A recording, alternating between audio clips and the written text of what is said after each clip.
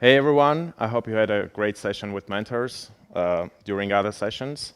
Right now we're ready to start with the most exciting part of the event, of the bootcamp. We're going to make final pitches, and the organizing team was following and watching your hard work during these 2 last days. I'd like to give the floor to Nina Cairns, Project Associate of the CRDF Global. She will share her feedback about the program and will wish luck to all of you. Yep. Nina, are you here? I am. Hi. Yeah. Hey. Thank you. Dr. Dame, thank you so much for your active participation today and today. Nina, I think your connection is interrupting. Yeah. We have learned a lot from our. Is it still working? Yeah, now it's better. Yeah. Yeah. Okay. Yeah. I guess the internet wanted me to stop talking. Yeah, please go ahead. I'll make it quick then. So I work for CRDF Global. I've been there for about a year and a half now, and I've been able to make it over to Ukraine a few times, and I hope to make it over for a program again, hopefully at the end of the year this year. And we'd just like to thank our funders, the U.S. Department of State, their department, specifically the U.S. Assistance to Europe and Eurasia Division.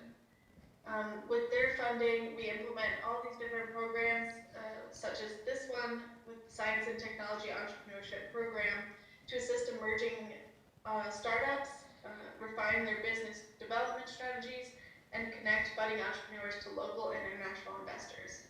We're so proud of the work that we do here and so happy to fund startups like you guys.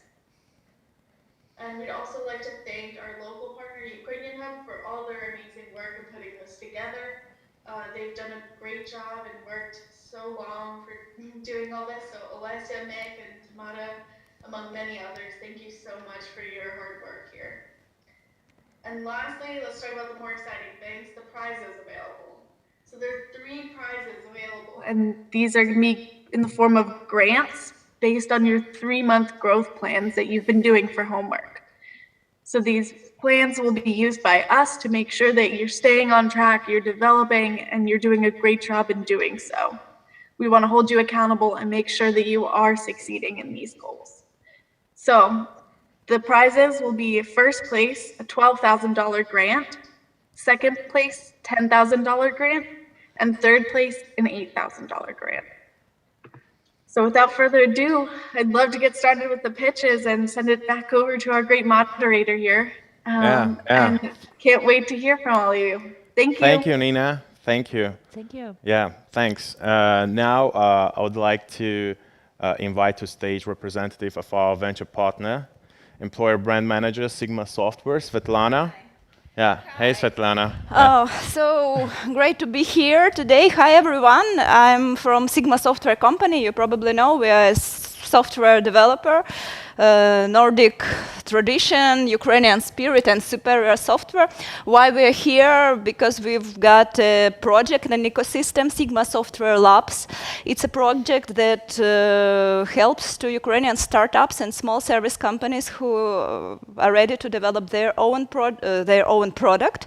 Yes, to do it, we've got some stages. We've got these spaces, we've got incubation program, we help to get angel and venture investment, and of course our tech expertise help to projects to direct their development in the right way and to develop the project that market really needs. So Sigma Software Labs will be happy to see all of you. It doesn't matter what place you will win today. So I believe that your pitches will be great. And check our Facebook page. So it's Sigma Software Labs, and we'll be happy to talk later. And for today, I know that almost all slides are ready.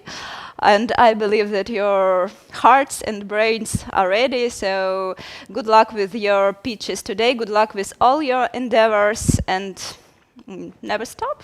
Thank you. Thank you, Svetlana. Yeah. Good Thank you luck. for accommodating us. Yeah, this is a great space. Yeah, yeah, definitely.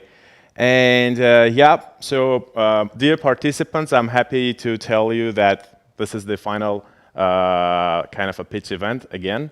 And after a few hours, we're going to know who are our winners. Yeah, and I just wanted to tell you about the small change that we have. Like, we are going to change the way the time is tracked. So on your screen, you are going to see how much time is left for your talk. And I'm going to let you know if you're out of time or not. So yeah, so that's going to be on me now. And once again, I want to send thanks to our mentors. I want to mention Martin Kaszubowski, Warren Huber, Ayla Adam, Maria Romanova, Lena Mazuha, Andriy Zinchuk, Olesia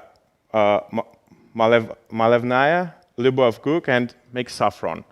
Thank you, guys. And now we are ready to start with the pitch sessions. And we are going to start with Agri project startup.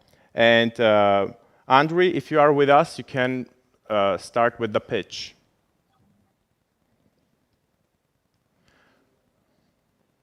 Yeah, we can't hear you, Andriy. Do you hear me now? Yeah, yeah, perfect. Okay, and do you see my screen now? Yep. Okay, so I start with my pitch. Hi all, pleasure. Thank you for having me here, and I'm Andriy from Agri, and we can create pipelines for soil regeneration and desert greening.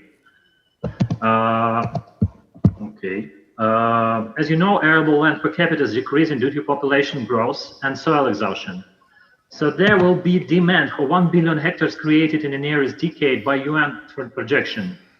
And there are known methods to turn deserts green, which are actually based on planting pines, and it takes normally decades, up to 20 years, to turn desert green with conventional methods. But with AI-driven decision-making, normally it takes 20 years, we can make it possible in 2 and 3 years, implementing biotechnology and geopolymers and special crop rotation to turn deserts green from 2 to 3 years.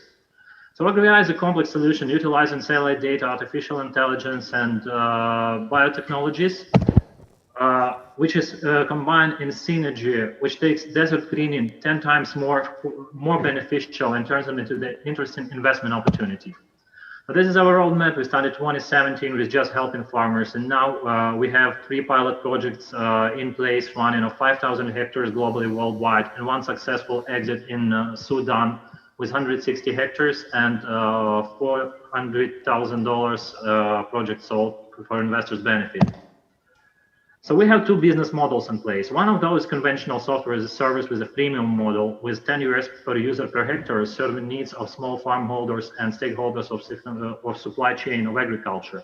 And the other one is a turnkey desert greening, which we benefit when we're taking 20% commission. Our team has all the skills and experience in place together with our amazing advisory board of internationally recognized experts and impact makers. So our main target markets are Middle East and North Africa, and entire Africa, for example, and Southeast Asia. With those areas, I will targeting 5 million hectares by 2025 with a $2.5 billion United States dollars market opportunity. We can make this happen due to our scale strategy through partnership with organizations like United Nations and FAO and local agricultural communities and government offices, which will simplify aligning with local specifics. Mm-hmm. So the partnerships is a key. So thank you all, and follow up to know more about our amazing opportunity. If you have any questions, you're welcome to ask. Thank you, Andriy, for the pitch. Yeah, dear mentors, any questions to Andriy? I have a question. So clearly, different parts of the world have different levels of deserted areas. And so how do you modulate your technology to work in various different regions? So there is always a local agricultural development office which accumulates the data about soil processes in the local area. So it's all very regional specific. And if we are going to start the pilot project, for example, in Egypt, first we are going to communicate with the local office to adopt our technology and technological pipeline to the local specifics.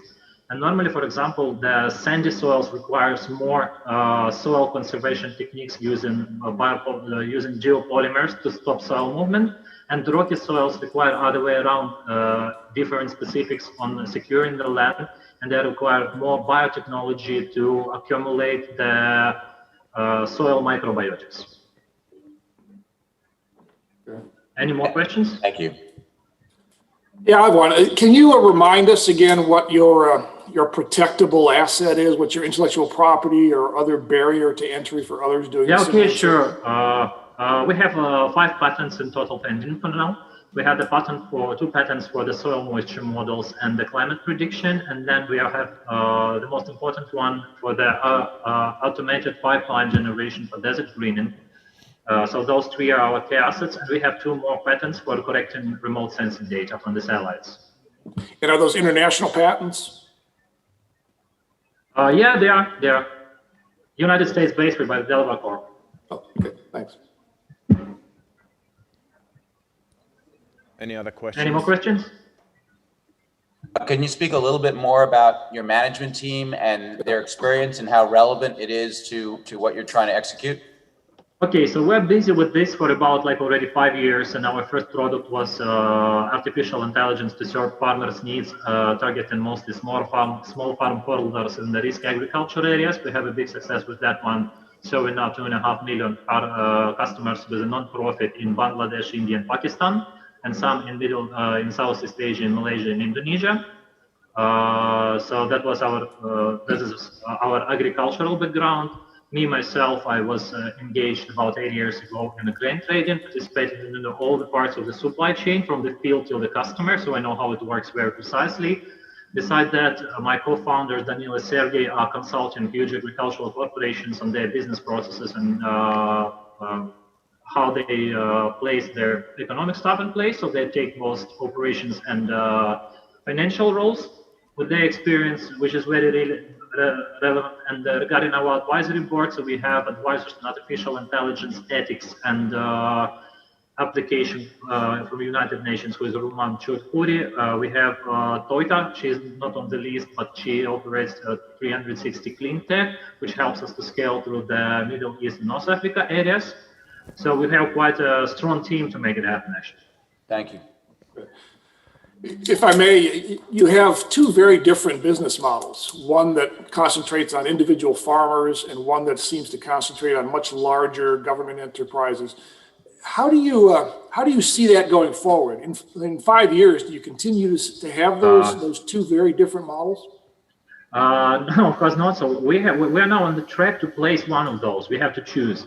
So we started this desert greening solution October 2020 with our successful traction in Sudan.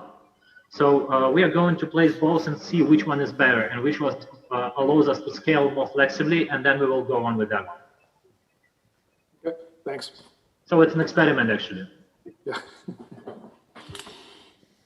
Okay. All right. Yeah. Thank you. Okay, thank you. Yeah, thank you, Andriy. Thank you for the pitch. And yep, shall we move to the next participant? Yeah. So I want to invite Alexandra Bulenok.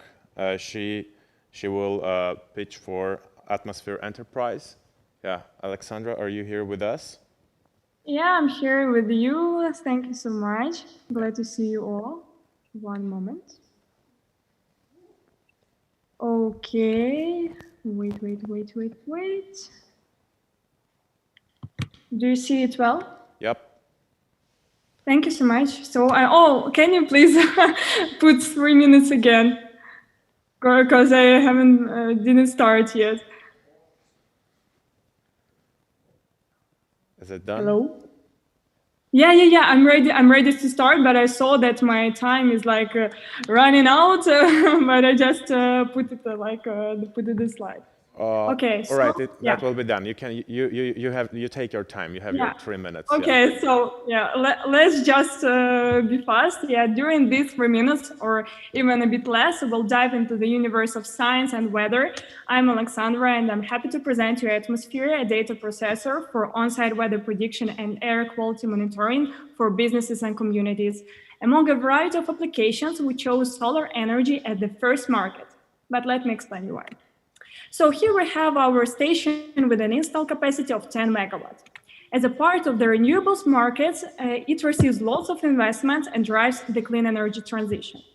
Meanwhile, it's too hard for our station to compete with traditional polluters because of its unpredictability. It's highly weather dependent. Moreover, it has to provide an hourly energy generation forecast for the next day and pay penalties if the actual generation will be more or less than the forecast. The possible mistake is only 5%.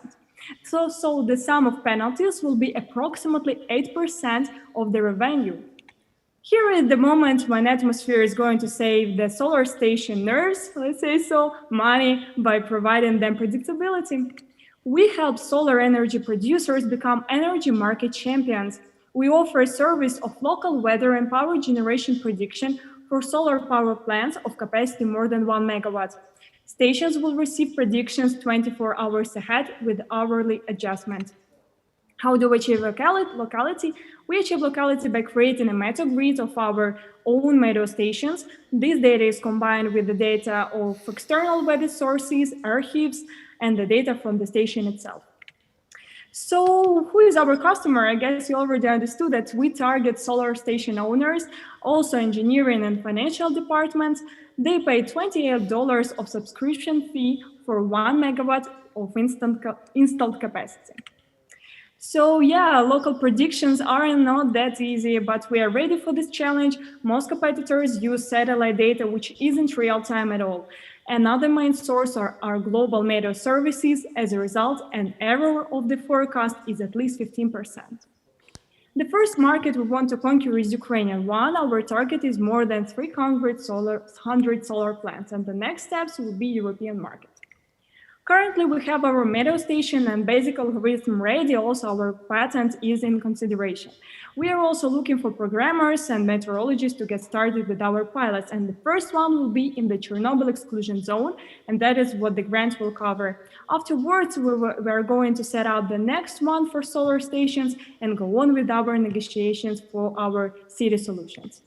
And here is the team who brings the Clear Sky. The core team consists of 6 people with a huge experience in engineering, smart technology. Alexandra, I'm sorry, but your time is out. Yes, thank you. I was just trying to finish that. Let's start with Q&A session now. Yeah.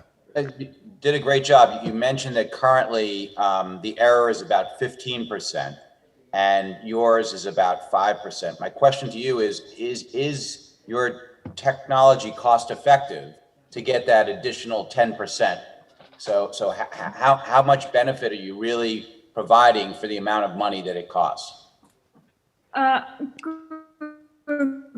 Could you please describe your question a bit more, because I guess I didn't understand fully what you're asking. Mm-hmm. Sure. So you're saying that currently the solar stations get information, and the information has about a 15% error rate, approximately. Yep. And you're saying that your solution proposed would provide about a 5% error rate, right? So it's better, but it's not perfect. And so my question to you is, you're getting a 10% benefit by the solar station, but they're paying you a lot of money for that. And so is your solution good enough so that it only provides 10%, but it's still very expensive? What's the cost benefit there? Actually, comparing to our competitors, we are much cheaper, especially for stations who aren't like 100 megawatt. I mean that usually our competitors' price is about $200, no matter what install capacity of the station is. And currently, even if we okay, our main value for stations is the is minimizing of the penalty. Penalty. And 5%. If we achieve 5% error, it will be actually zero penalty for stations. But that's what we are targeting. Yeah, that's our target. 5% is our target. Okay, thank you. Great. If I may, you use the word hyper-local. Do you quantify that? Is that in terms of square miles, square feet, square inches? How hyper-local is it? We are targeting to, not that beginning I wanted to say. We want to achieve with our system locality 2 per 2 square kilometers, if it's not like my English mistake. Yeah, localize it at maximum as it's possible. Okay, so 2 square kilometers would be about the size of a city, or a very large solar installation. Yeah. Okay, thank you. And because I always ask, do you have intellectual property, patents, trade secrets, and such? I mentioned that we have our patent for the system structure. We are patenting the system structure, and it is in consideration. It's not finished, but we are in the process time. It's Ukrainian patent. How much maintenance does your equipment require in the field? Do you have to service that equipment, and how frequently do you have to service it? Actually, our equipments, meteo stations, they are automatical. That means that we don't have to to come to the station and look how it works. If something goes wrong, we surely will come. But by definition, they don't need our support. Okay. Yeah, so we have if something goes wrong, we have our own service, service people, and also partner companies in the future. Okay, thank you. Any other questions? Could you talk a little bit more about your team and the experience you bring? Sure. That's my best part. Unfortunately, I cannot speak about my team during the whole speech. But actually, our team has a huge engineering experience. Initially, Atmosphere was a project. We became a company just before the quarantine. We registered our company. Before that, we were developing in the how to say it in English, construction bureau. It was our maternity company, and Victor, our CEO and CTO, he's also the founder of the construction bureau, and he has more than 20 years of experience in electricity and different devices, electronic devices, smart technologies, and so on. And also we have other team members. They are more about engineering. And speaking of me, I'm a bit young to have 20 years of experience. However, I have experience in project management, marketing, and I'm majoring in journalism. Excellent, thank you. Nice. Anything else from our mentors? Oh, all right, sorry, time is out. Time for our next. Thank you, Alexandra. Yeah, now it's Thank time you so for much. our for the next startup. I want to invite Julia Brosco, and she will pitch for Bee Diary. Yeah, Julia, please go ahead.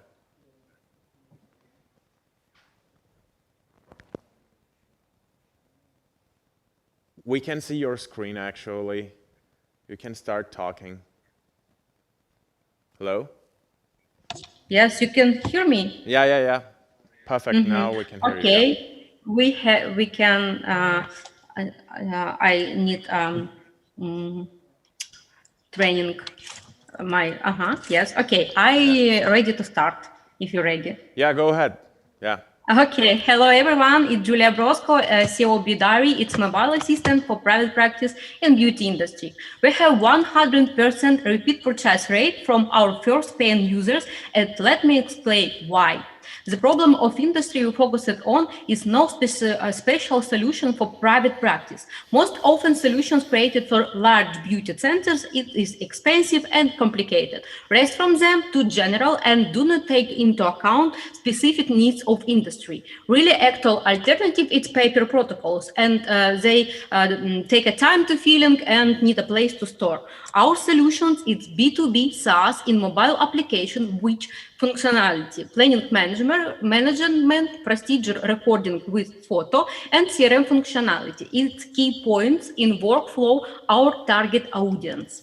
Our target customer is Soho business with private practice in aesthetic industry. And our early adopters focused on in IT aging and hardware cosmetology, used social media, and we start go to market from Europe, these countries. Competitors are already operating in this market. Our main advantage is all-in-one solutions of the most important points of the workflow. Simple form, writing, smartphone. Taking into account the specific needs of industry. For example, cosmetics and procedure catalogs, anamnesis, electronic visits cards with before and after photo, and comparison of result. The business model is freemium, free pack for start, subscribe pack for active practice, and version for micro teams. The market is huge. It's just a mine, CRM market, like references. Beauty market, much more biggest and important for us to keep the focus strategical, stable segment. We start from this market. Why now? Because some years we have trend to shifting masters from salons to private practice, and 2020 this segment grow up more than 2 times. This about our MVP stage traction. We validate our hypothesis, made first release in December 2020, and continue increase our traction, new users, and improving main KPI. We planned what next, created onboarding version for B2B customers, like plug and play conception, and start to build B2C version for introduced strong master client connection. And this grant really needs for these 2 goals.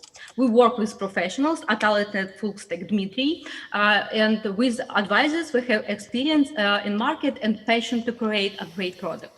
We are from Demium, and now we prepare project receiving investment from them. Also, we became the winners of the competition day and received grant from Ukrainian Startup Fund with top 3 result in 2020. And expect a new acceleration program from Startup Wise Guys. Thank a lot for your attention, and we will be grateful answer to your question with my co-founder Dmitry in our screen. Thank you, signature Julia. like Dasha. Yes, I finished. Yeah. I finished. Yeah, all right. All right. You mentioned that your one of your major competitive advantages is workflow management as compared to the French competitor.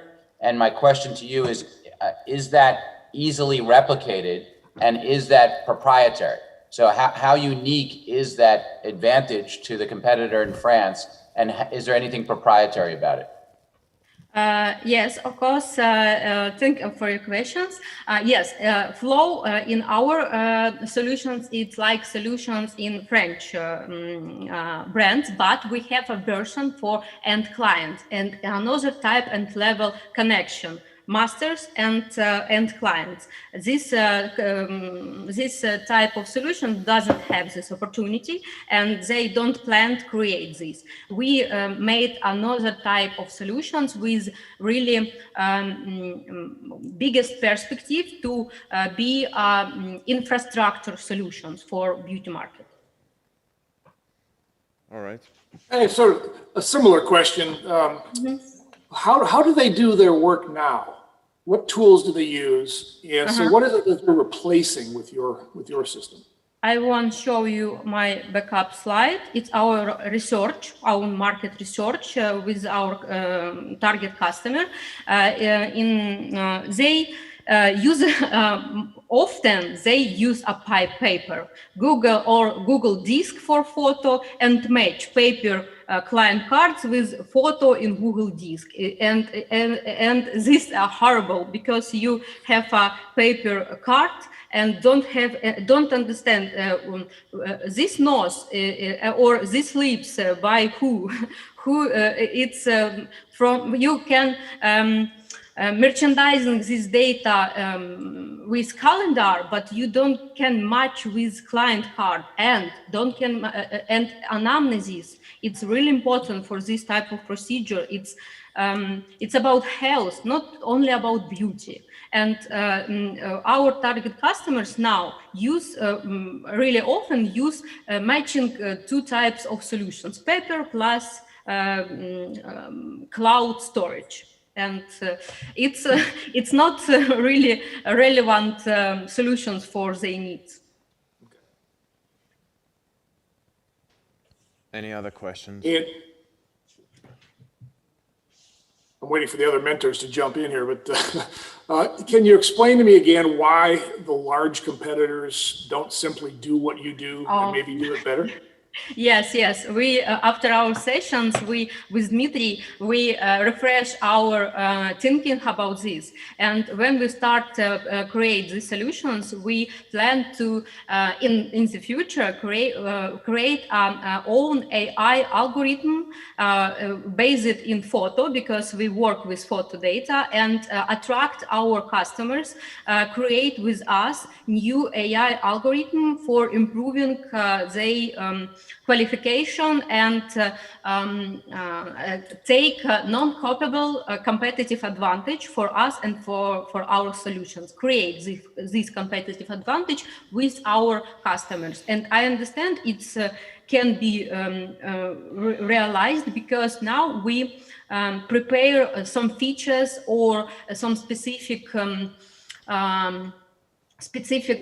form with our customers. We prepare our solutions with cosmetologists and dermatologists. We attract to focus groups. And I understand this audience can be attracting to a union project to create especially AI algorithm for improving their job. Yes, so we're collecting some data, and we have specialists who allow us to interpret this data to build this algorithm. So we are in the process of doing that. Okay.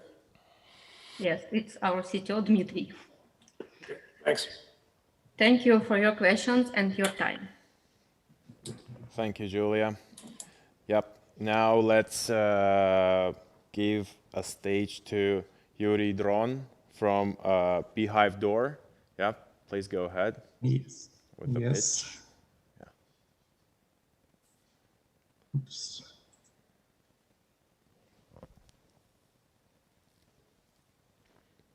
Yep. Let us know when you'll. Can you see? No, not yet. We can see your face. Це вже добре.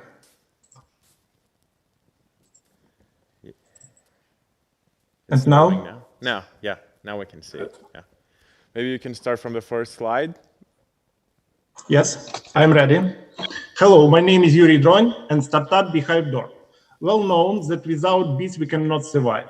Statistics said that the last 10 years annually died almost 50% of bee colonies.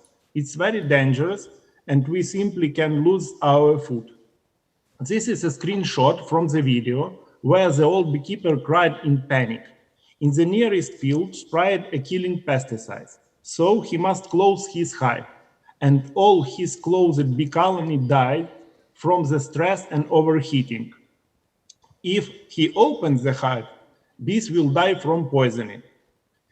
In the last 2 years, we developed the Beehive Door device that can close the bees inside the hive for a long period without any stress and save them from dying. Also, it can protect hives from flying predators, from cold, and can make the removing monitor of beehive condition. Actually, many companies propose the monitoring system for beehive, but only Beehive Door device not only monitors, but also can protect the bees from poisoning, wasps, and colds. Of course, those competitors have no chance to stay in the game, and we will propose them to work with us. We will produce the device, and they will make the service, support of web application, and communication with customers in their countries, and take a subscription fees for this. Only so our startup, that now include only 3 scientists, can very quickly reach global markets with very big volume, almost 100 billions of hives. If possible, it's possible, of course, if we will be obtain the patent protection in the main countries of the world. In Ukraine, yesterday, we have obtained the national patent with a very nice number, 1, 2, 3, 4, 7, 8. But before the starting of partner scouting, we must make a few working prototypes and complete the research for estimating the energy consumption in the field conditions. Depending on the results, Beehive Door device will be powered by the solar panels, accumulators, generators, or electrical nets. And also we need to make a few videos for our website and crowdfunding company. For this, we must find the funds. And the last one, Beehive Door is not about the money or about the change the rule in the beekeeping or in the agriculture. Beehive Door is mostly about our green planet and how to survive in this planet. Yeah. Thank you. Thank you. Yeah. Now we can start with the questions. Yeah. Thank you, Larry. Congratulations on the Ukrainian patent.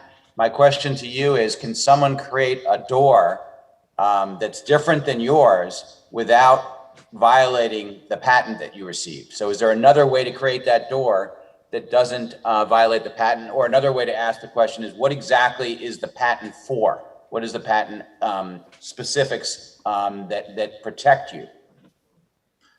Thank you for the questions.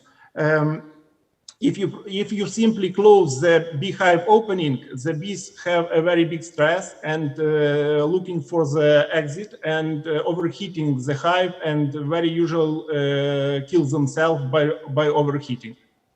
This device patented the technology how to make this stressless and device for this job. If you ask about the procedure, we simply made cold air near the zone of the bee opening, and bees feel it and accept this like cold weather and go inside the hive and don't disturb and don't stress without any stress. Thank you. Thank you.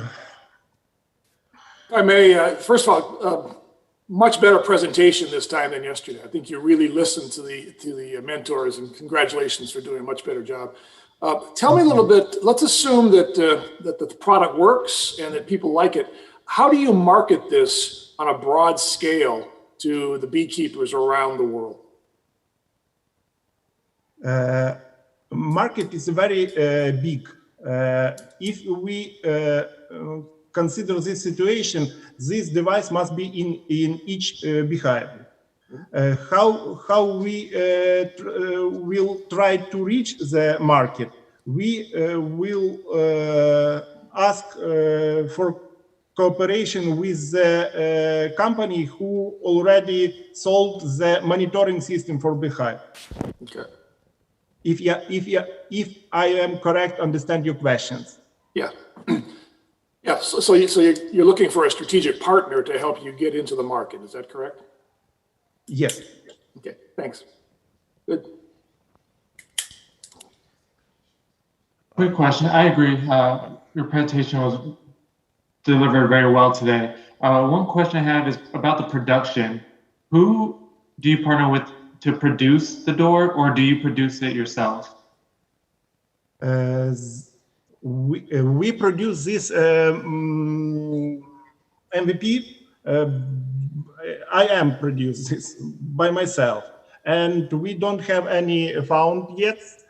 We don't obtain any found yet, and we would like to start the producing Beehive door device here in Ukraine. We would like. Cool. Anything else? Or Thank you. yeah. Oh, sorry, real quick. Yeah. If there's still time. Just asking about your team. I know you've been doing a lot of the work yourself, but who else is helping you? Our team included 3 team members. We all PhD, we are all docents, but in different science. I am ecologist, my colleagues are chemical and mathematicians. And we will scientists, and in our subject, we are very well, I'm sorry, very well specialists. But all others, we will start to study. Thank you. Cool. Thank you. That was great. All right. Thank you, Yuri. Thank you, guys. So now we'll move to next startup. I want to invite Alex Sharko. Alex, can you start introducing Becovery? Sure. Can you hear me well? Yep. And we can see your screen also. Yeah. Awesome. Great. So, hi, I'm Alex, CEO of Becovery, machine learning powered system that helps people with a bipolar disorder. Speaking about disorder, we talk about a pretty severe disease that touches more than 160 million people worldwide and leads to a dramatically increased risk of suicide, especially among younger people, like having every second one of them try to commit suicide before they turn 18. It also ranked as the number 6 reason of the working disability and require pretty expensive treatment that will last from 10 years to a lifetime. It's also pretty hard to monitor and treat. It requires doctor to identify specific markers during the conversation with the ill patient without the validated data, and that is also scattered through the timeline. Instead, what we do is we continuously monitor not only what person tell about his state, but also how he behaves. To give this data to a doctor, analyze ourselves, but also to put it through the machine learning layer that will identify the anomalies in the behavior that human cannot. To do this, we gather more than 23 different parameters of physical and social activity to provide the forecast of upcoming episode, alert the person himself, his caregiver, and doctors, optimize the treatment, enable telehealth, and more. For the doctors, we provide ability to serve more patients within a wider geography without geographical barriers and provide more continuous and consistent care. We plan to penetrate the European market with a further extension to Israel and US, covering first B2C and then B2B clients and covering more mental disorders. We see a huge potential in this market and even expecting a certain rejection rate because of the price of the service, we still see opportunity to earn up to 70 million euros annually just from the DACH region and even more from the other markets. We feel pretty comfortable in terms of the competition, combining both the focus on the behavior analysis and creating the care ecosystem around the person. We all come in from a technology company combining more than 50 years of experience creating the medical applications with the group of the doctors and bipolars. We have been warmly welcomed by startup community, bipolar communities and media, and this allowed us to gain the first investments, run through the number of prototypes, and right now to launch the closed beta with more than 100 bipolars, which will lead us to achieving the technology readiness level 6 and open the doors for market penetration. We plan to start the sales at the end of this summer, and with the further medical trials and the second wave of sales to the B2B sector. We have spent 80K of our own funding, received first grants and private investment, but we're still looking to close our pre-seed round. We know that we will deliver the system to bipolars, but with your support, we can do it faster, better, and with a bigger impact, especially during these interesting times. Thank you. Thank you, Alex. Yeah, wonderful pitch. Let's start with the questions. Yeah. Can you speak a little bit about your progress towards getting insurance reimbursement for the product? Sure, of course. So we definitely want to be the part of the insurance coverage on multiple markets, and it will require a separate heavy lifting in every market. Specifically with the US, we talk right now with the company that's help matchmaking the therapy for children with the autism, and they already are covered, the part of the coverage of a number of biggest US insurance companies. So we're speaking about the advisory from them, and we'll have to reposition ourselves a bit on the American market as the service that provide the access to the doctor, not the software itself, to enable us to be the part of the insurance coverage. It will work a bit differently on a European market, and for every market we'll penetrate, the work with insurance companies will be different. But we think that they will be still interested as B2B client, because we expect the optimization of the cost from 10 to 30% because of less of in-clinic care and less of drugs, expensive drugs that need after the episode, etc. Thank you. Sure. Great. Hey, Alex, can you be a little more specific about how you intend to enter the market? Do you go through the doctors? Do you go through the hospitals? Do you go through other organizations? How specifically will you begin to attack the market? Of course, yeah. So to start working with the B2B sector, with the most of it at least, we need to be licensed. And to do this, we need to finalize the medical trials, which will definitely take at least 8-12 months. So not to wait for all this period, we want to penetrate the market in a B2C model in a format of as is, meaning that as we are not invasive, we don't do diagnosis ourselves, we don't change diagnosis, and we don't change prescription, we're open to go to a client, to user, and says that he can use the application on his own risk, but we're very explicit in what we do and what we don't. So we'll start penetration in the B2B sector with the direct marketing and content marketing and guerrilla marketing through the celebrities and influencers, covering the caregivers and bipolars, one who are right now stable, and also the therapist, or maybe the psychologist, not the psychiatrist, that want to provide this service to his patients. Further on, once we finish the clinical trials, we'll be licensed, and we'll start approaching pharma, insurance, and corporate health, having this license as a medical monitoring tool. Cool. You mentioned guerrilla marketing. I didn't know gorillas were bipolar. I just wanted to point that out. Well, some of them could be. They're pretty developed. So. Just because I always ask, can you say something about your intellectual property and how you're protecting your various? Sure. That's an interesting question. Like by far, we don't have any patents, and actually not going to have soon enough any, because most of our intellectual property is stored within the two algorithms that we're using, the deterministic one and non-deterministic with the machine layer. So we're not a hardware providers, and it's relatively hard to replicate. So we definitely will be patent at some point, but we'll have to create a patent for every specific market. That's why we're a bit kind of slow with this process. So we'll start the market penetration without having it formally secured, but having it stored within our algorithm. Okay, I feel like go ahead, Nina. Thank you. I was just gonna ask, oh shoot, sorry, I just forgot my question. Go ahead, Marty. Well, she's trying to remember, in the short time we have left, is there a long-term data play with your tool? In other words, you're capturing lots and lots of medical information. Sure, can you aggregate that and monetize it? Yeah, we definitely see huge value in it. And one of the approaches to pharma specifically is that with the ability to provide them information about the efficiency of the specific drug on a specific market for a specific segment of the audience, like gender, geography, life level, and etc. Like seeing the exact efficiency of this drug on a period of time based on the parameters we gather. We also think that the machine learning layer is actually the very big deal in the long term, because based on certain anomalies, we'll be able to define thresholds that will be the basis for more precise diagnosis, which is pretty much coming to science, the big thing in science, because right now, putting the diagnosis of bipolar is pretty complex processes, and there are a lot of errors right now, and it's statistically usually the second or third or even fourth diagnosis that the person gets, meaning that the previous ones have been erroneous. So long term, we want to be able to help out with the diagnosis based on the data thresholds. We want to provide the data to commercial and governmental research funds, and also to pharma to validate the drugs. Thanks. You asked my question better than Wonderful. I was going to, so thank you, Marty. Thank you, everyone. We're actually out of time. Yeah. So, yeah, time to move to next startup. I want to invite Anatoly Malinovsky, and he's going to talk about BioBeta. Yeah, Anatoly? Yes, yes. Yeah, Just please a go moment. ahead. Yeah.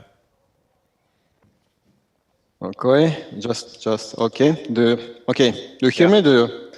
Okay, let's rock and roll. Hi, I'm Anatoly, the CEO and co-founder of BioBetter. According to statistics, interest in health improvements has increased by 500% over the past year. People who've never thought about their health started to show interest in it. And those people face challenging questions. Where to start? How to track progress? And how integrate it all into a busy lifestyle? In the world of misinformation, they don't understand which advice is best for them. And we want to help them find the answers they need. That is why we are working on BioBetter, the mobile application that provides blood test-based recommendations to optimize the body's vital processes such as detoxification and how walking 10,000 steps a day to improve it. For instance, sleep and how sleep deprivation affect overeating, nutrition.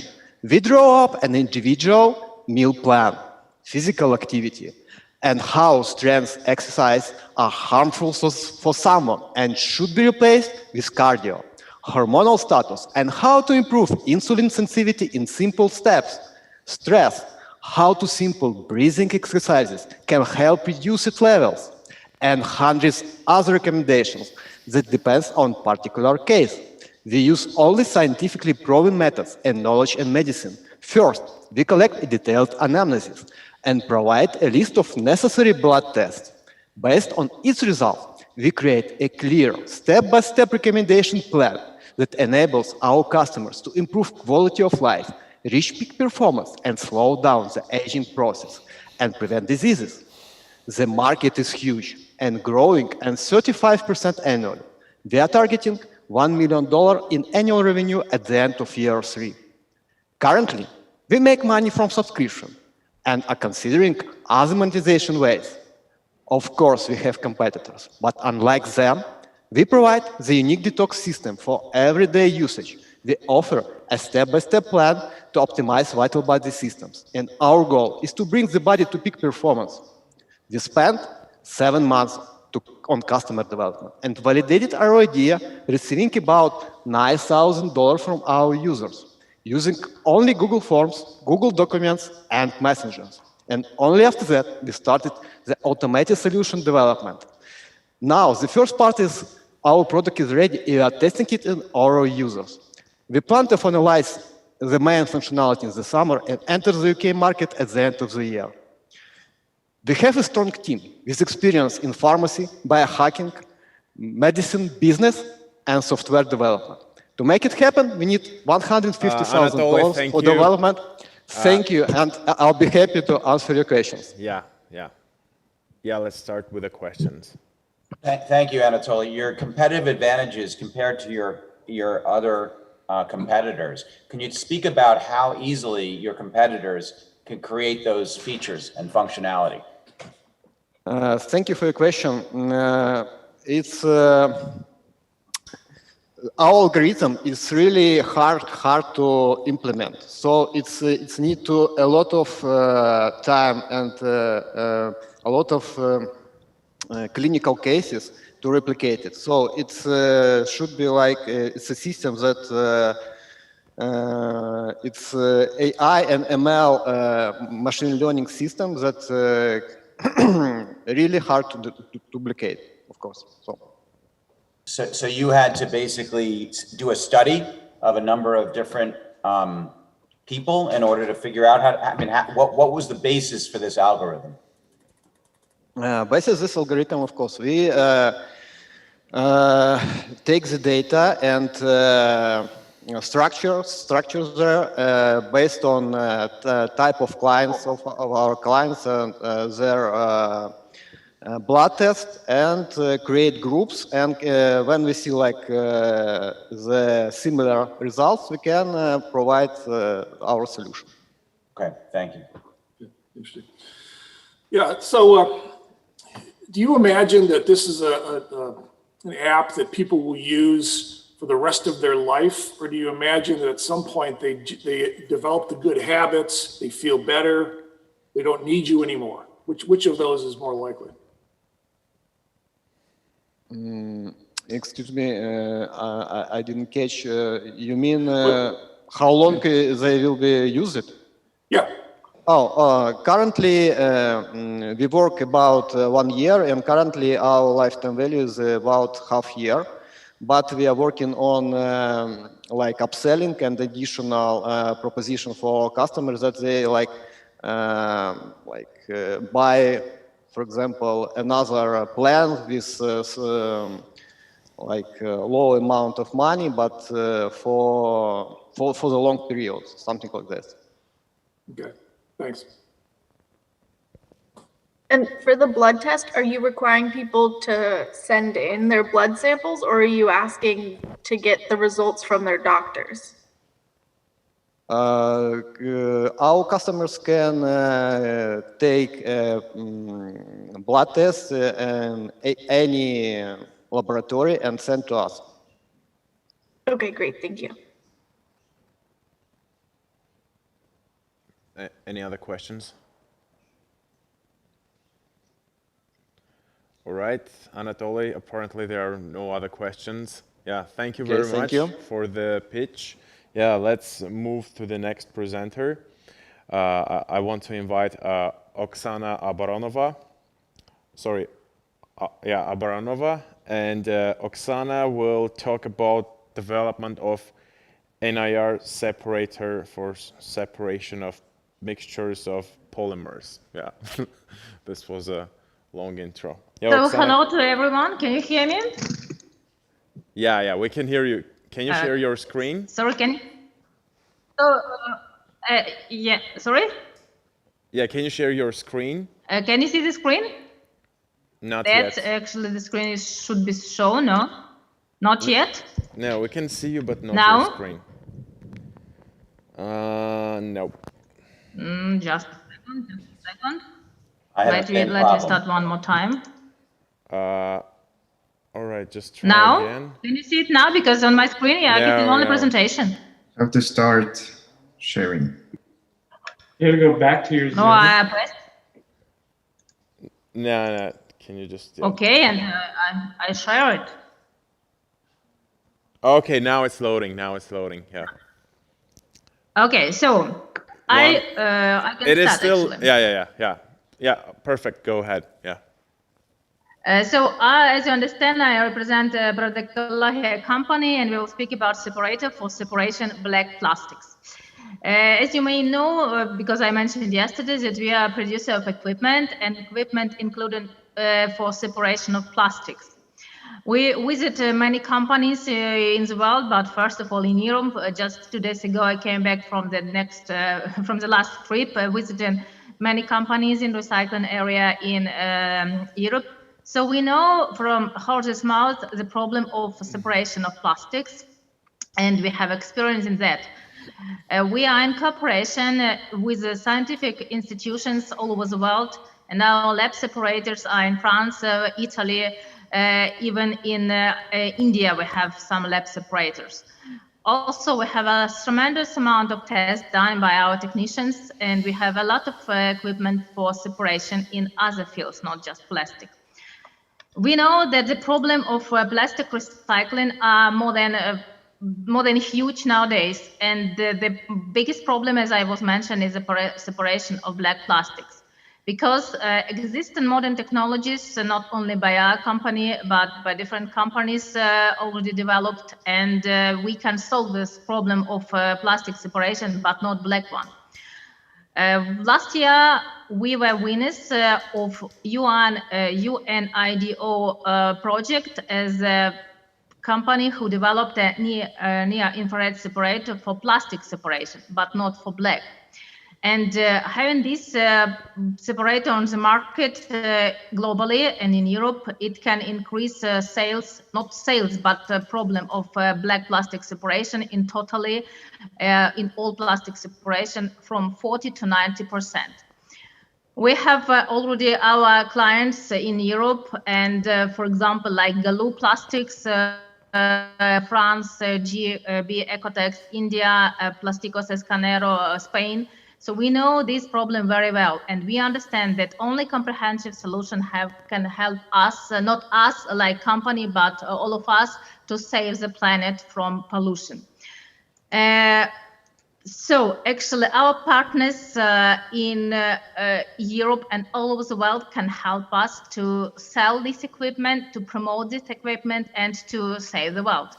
And also we will participate in different exhibitions globally.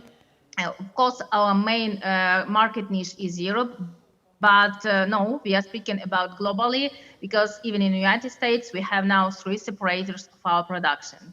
And just this one separator can fill the gap, missing gap in the problem of the equipment range for plastic recycling globally. Yep, cool. Thank you.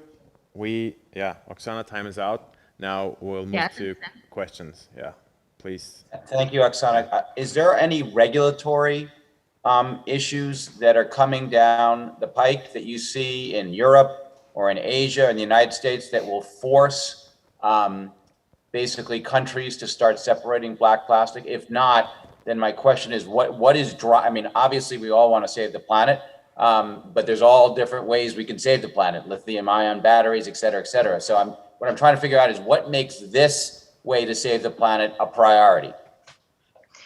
What makes this a priority? Because there are a lot of waste, different waste on our planet, and almost all of them can be separated now in this or that way. There are techniques, there are equipment, and there are ways to do it. But for black plastic, that was a headache during many, many years, and still it is a headache, because the amount of these plastics are growing. Okay, we can say that we have recycling business everywhere. We can have a huge companies dealing with recycling and having absolutely modern laser, who knows what kind of techniques. But the problem is the black, because when you come to black, you don't have existing proper technology which can separate them. And I already mentioned yesterday, but I will tell right now that 3 years ago, China closed its borders, and so poor countries of Africa also, because what will happen? For example, if you recycle household appliances or any plastic waste, and you don't know what to do them,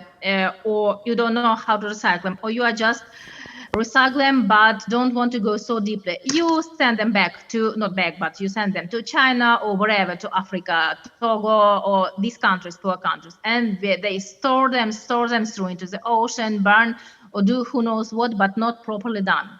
Now, world is helping to all countries, not only rich ones. So Africa is also trying to support their nature, because with the help of Europeans, of course, or Americans, doesn't matter whom. And once we understand, we see that we are helping them, but we don't know how to sort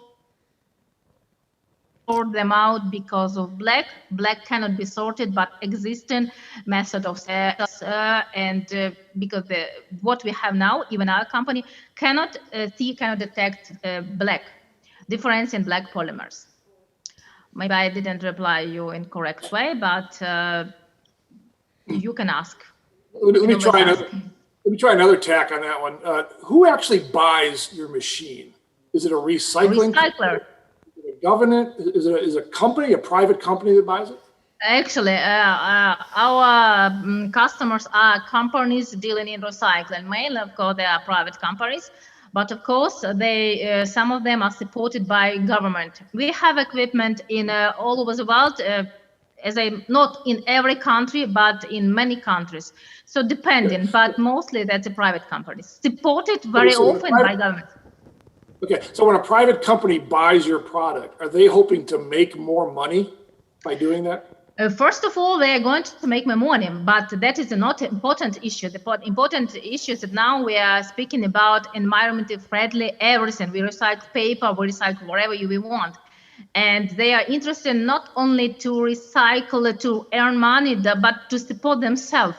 Because, for example, they may recycle appliances or some kind of waste which contain metals, and metals are always valuable. You can easily sell them and gain a lot of money. And you have a plastic like byproduct. You don't want to go so deeply, you waste your time and efforts So, and you just threw them to the landfill to burn them or who knows what. But now all of the world is trying to support these recyclers to deal not only with the parts which can be easily sold, very easily, but they try to support them to do the job like a dirty job. But once you are able to recycle plastics, all of them, like black one, you can reuse them. You can produce tremendous amount of actually valuable things, but they must be separated, because if you have garbage waste, like a types of 20 plastics in one mix, that's nothing. You should throw it away or wherever you want to throw it. Burn, it's forbidden, but someone burns it. But once you have separated by types like ABS, polypropylene, whatever, that becomes a secondary raw material, and it can be used by producers of plastic tools, plastic products, actually. Okay. All right, Thanks. guys. I think let's stop with the questions now. I think we'll take a 10-minute break, so we'll refresh ourselves.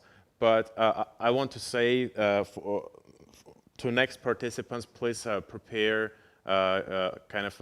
yourselves and make sure you know how to share the screen. So we will kind of fit on time, yeah, and you will make the session more efficient.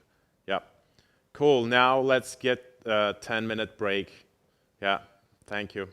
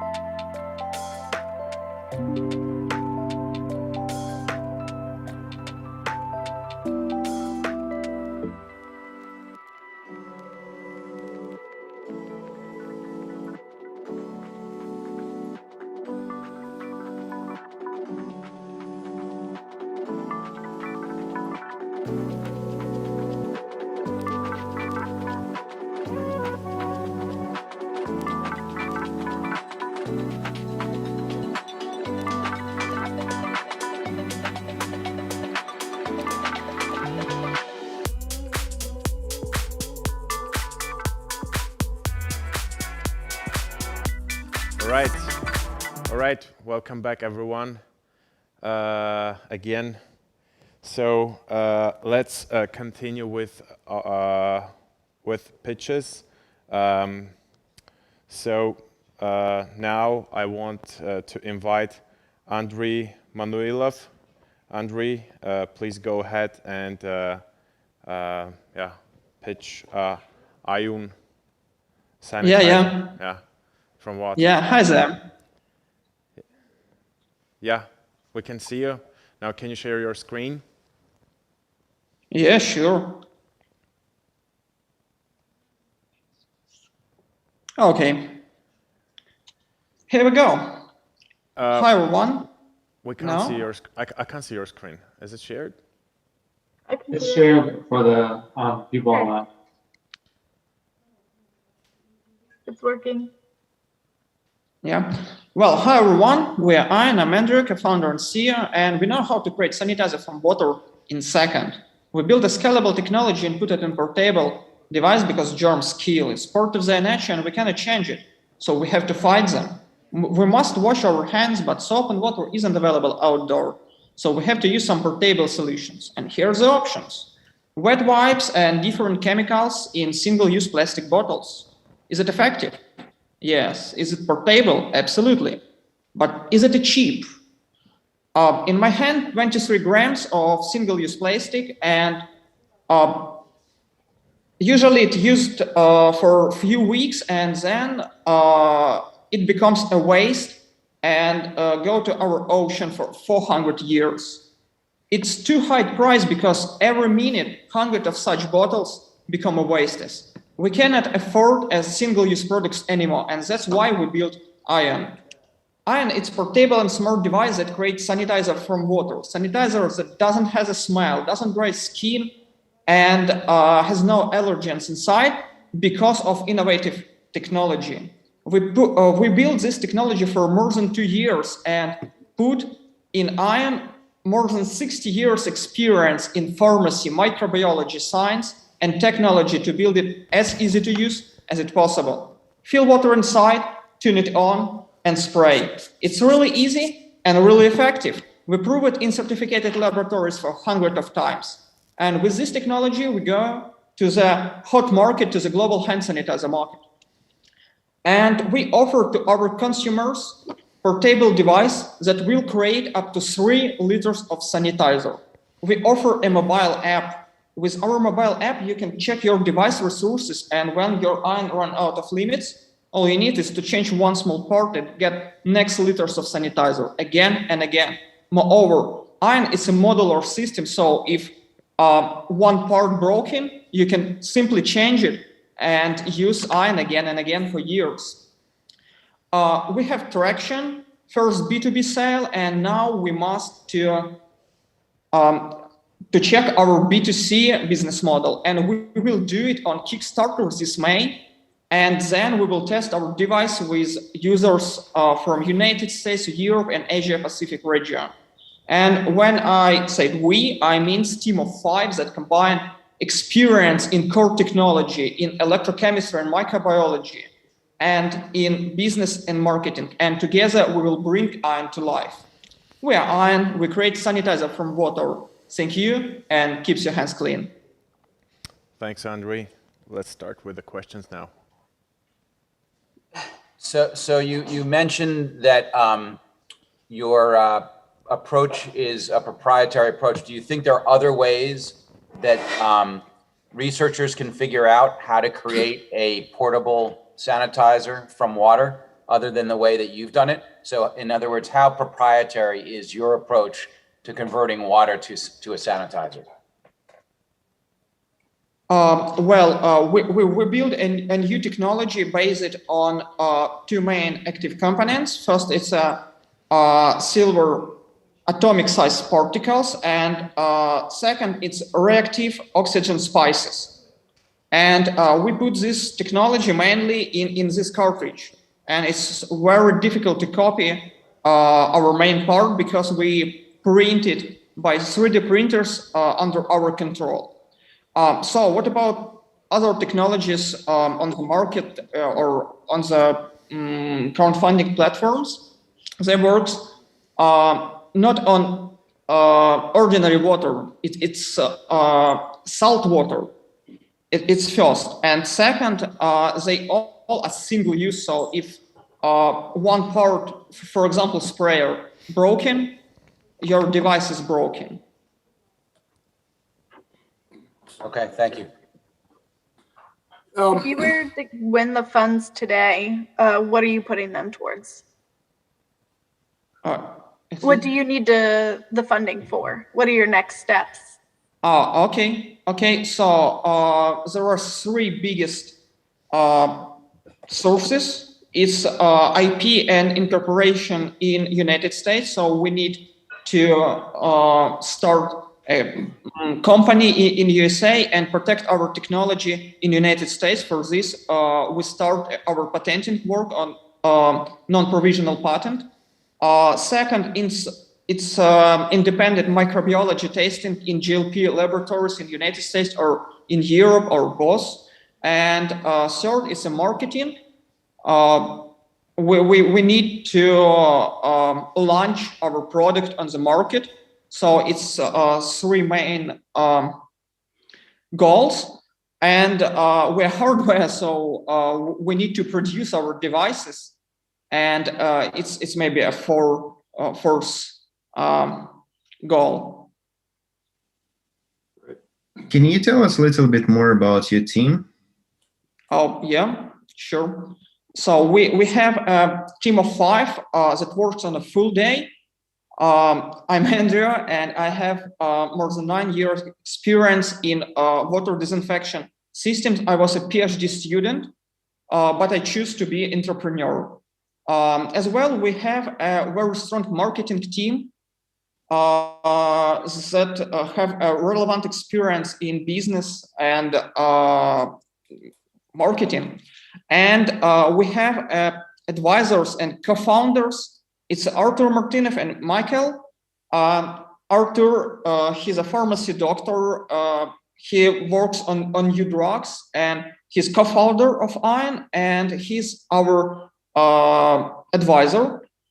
Michael has more than 30 years experience in water disinfection systems, so he's our technologist, and we attract advisors in business, in local business, Ukrainian, and in international business, and in hardware. Right. This may sound like a strange question, but why did you decide to make a portable version as opposed to a desktop or a version that would go in every restroom in the world? Why portable? Well, we start with a portable technology because it's the most difficult to do. When we do a portable device, we can scale our technology from personal use to industrial use. Okay. But we must transfer our technology from laboratory prototypes to something portable. It was a first technical task for us.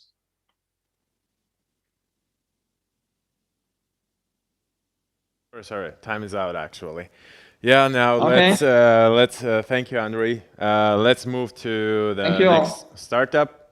Menu. Anyone here from Menu? Yeah, hello. Now I'm sharing my screen. Yep, please share your screen. Oh, just a minute. You see that? You see my screen? Yeah, we can see it. My name is George. I'm founder of Menu, and I present our project. So, as you know, the most of the restaurants were forced to close their business because of the pandemic. The part of the restaurants use the service of big delivery companies such as Glovo, Rocket, Bolt, Uber Eats, and other that take more than 30% of each order. That is a big pain for restaurants. So our solution help automate the ordering process in restaurant. without any extra fees in 1 day per $19 per month. We give opportunity to create their own website, to food delivery, to takeaway, and many other options that help automate the business process in restaurant. Sorry to interrupt you, but I just see a spreadsheet that says menu traction. That's all I see. Sorry. Okay, I try.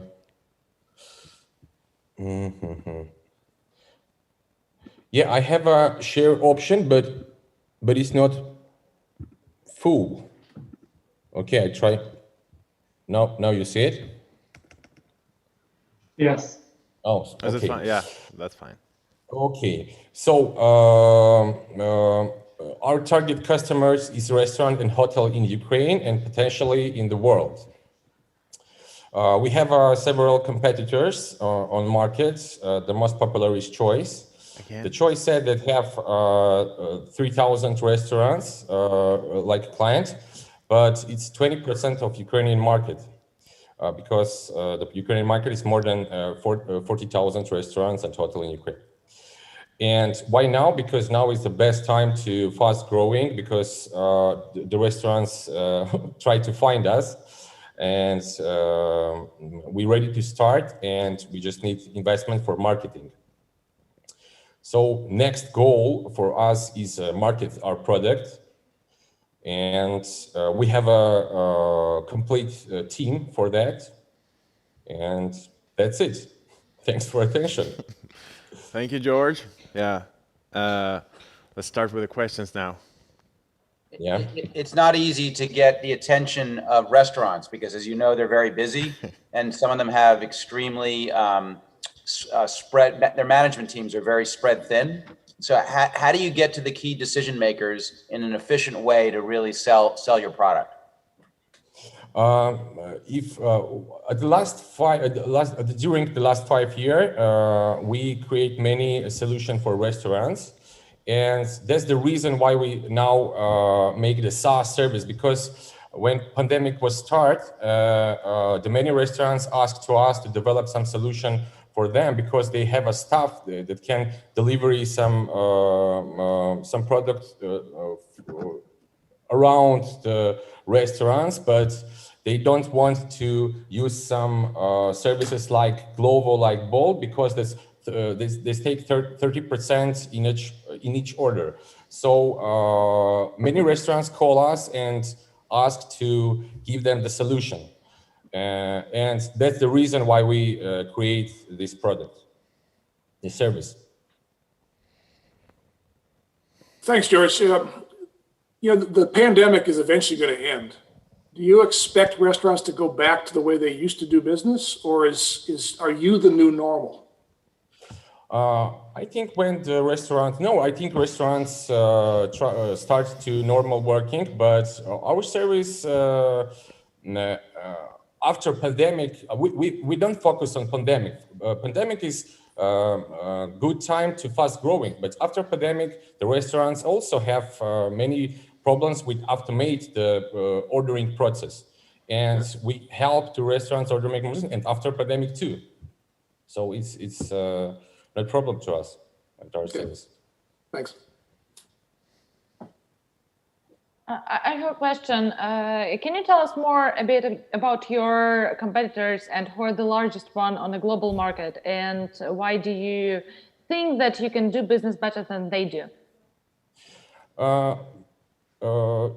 Our competitors start to their business during 6 months ago, and they grab just 20% in Ukrainian market. So we have 2,000 restaurants that we can that can use our service, and we have a similar functionality, but I think was very useful because, for example, the restaurateur can set up your own website by smartphone in 1 day. It's very good opportunity. Mm-hmm. Mm-hmm. But can you name a couple of like large players on the global market? Large players of the global market, I don't know large players in the global market because it's a fresh market. And Choice, for example, they said that work in post-Soviet Union area, and now they go to European market. I don't know how many clients they have in European market, but the world market is more big than Ukrainian, and I think we can delete market. We can share. There's enough place for all. We can share the market. It's not a problem because market is very big. It's like Uber, like some other companies that provide similar services. Can you describe your management team a little more? Yeah, sure. I'm also CEO at a web and mobile development company. So we have a good expertise in food retail, in food tech, because we work with Domino's Pizza, we work with big chain, and we made more than 20 solutions, for example, for Domino's Pizza, like website, mobile application, the loyalty program, and another. And our team have a very good expertise at the food tech and food retail. So we know all the pain of the restaurants because we work at this sphere more than 5 years.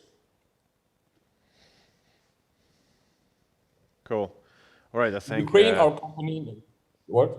Yeah, no, that's it. Cool. Thanks. Thank you for the answers. And yeah, now we will kind of move to other startup on the list. Now I want to invite Move One. Yeah, if please, Konstantin, please share your screen. Yeah, and yeah, start with the presentation. One second. 1 second.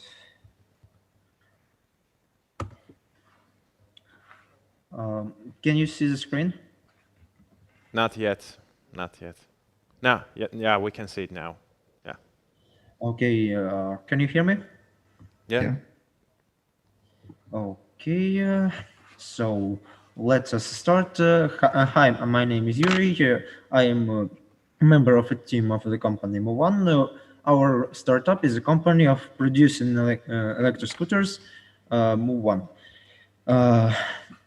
We decided some problems as modern city are overcrowded with transport, problems with ecology, and new challenges with social distancing. Our solution is design, produce, sell, and rent our electric scooters. And our advantages, it's all-road scooters for city roads, and it's actually for adults. And screen you can see main characteristics. Our electric scooters can move on one charge between 50 kilometers. It has unique design, big wheels, reliable steel frame, and one-click floating. And max load on it is 150 kilograms. On screen, you can see our plans for 2021 and 2023 here. Our business model is selling to B2B and B2C clients. Our B2B clients is courier services, post services, police, army, airports, and sea terminals. Our result in 2020, we sold 22 scooters in Ukraine, Bulgaria, and Denmark, and more than 40 rented. More than 40 rented. Nowadays, there is more than 30,000 couriers in Kiev. Here is our team. Now I'm ready to hear your questions. Yeah, let's. Yeah, thanks for the pitch. Let's move with the questions. Thank you for your presentation. What makes your scooter so special? Why is it different than other scooters? Okay. First of all, I showed on our scooter. We have big wheel. Front wheel is 20 in diameter, and it's actually have some have some. We take some design from bicycles and also it's still still frame and very good customized by client's wishes. Also, it's one click floating, which can easily make our electric scooters more compact than it in this simple size. Then also in battery block we have 18 ampere hour battery, which gives you between 50 kilometers on one charge. And also our scooters can reach speed for 30 kilometers, but we try to make it like 22 kilometers because it's rules. And also, if we talk about again about battery block, it's on front side of electric scooter, and it make sure that there's nothing happens to battery, and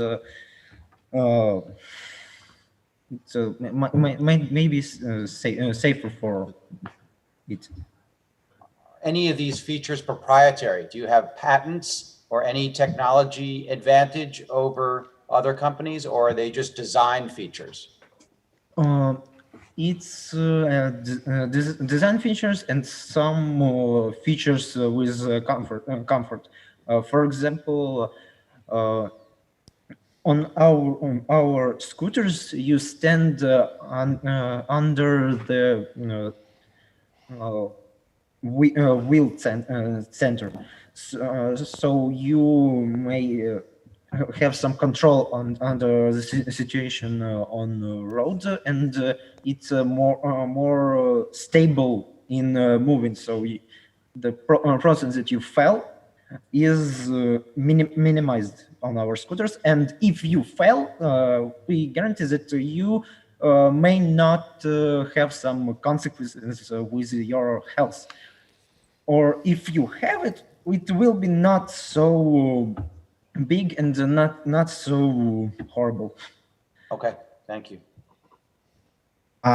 Talking about your team, how many founders and who is the CEO of the company?